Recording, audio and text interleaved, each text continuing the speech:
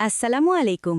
আজকের আয়োজনে আছে টাকি মাছ দিয়ে লাউয়ের একদম হালকা আর সুস্বাদু ঝোল। গরম ভাতে এমন রান্না থাকলে আর কিছুই লাগে না। আপনাদের কার কার প্রিয় এই খাবার কমেন্টে জানান। এক গ্রামে এক জলবাহক ছিলেন, যার ছিল দুটি বড় মাটির হাঁড়ি।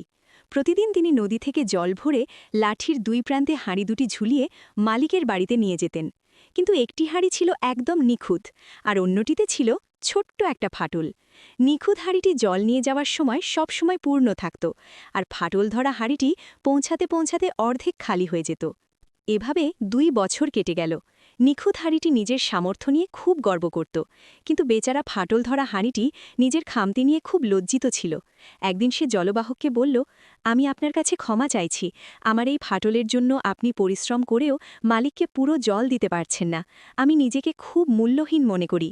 জলবাহক হাসলেন এবং বললেন, তুমি কি ফেরার পথে রাস্তার একপাশের সুন্দর ফুলগুলো খেয়াল করেছ? দেখো, রাস্তার যে পাশে তুমি থাকো শুধু সে পাশেই ফুলে ফুলে ভরে আছে, কিন্তু অন্য পাশে কোনো ফুল নেই। আমি জানতাম তোমার ভাটল আছে, তাই আমি রাস্তার ওই পাশে ফুলের বীজ বুনে দিয়েছিলাম। জলবাহক আরও বললেন, প্রতিদিন যখন আমরা নদী থেকে ফিরতাম, তোমার ওই ফাটল দিয়ে গড়িয়ে পড়া জলে সেই চারাগুলো পুষ্টি পেয়েছে। আজ সেই ফুলগুলো ফুটেছে বলেই আমি মালিকের ঘর এত সুন্দর করে সাজাতে পারছি। যদি তোমার ওই ফাটল না থাকতো, তবে এই সৌন্দর্য কোনোদিন তৈরিই হতো না। আমাদের জীবনটাও ঠিক এমন। আমরা সবাই কোনো না কোনো দিক থেকে অসম্পূর্ণ।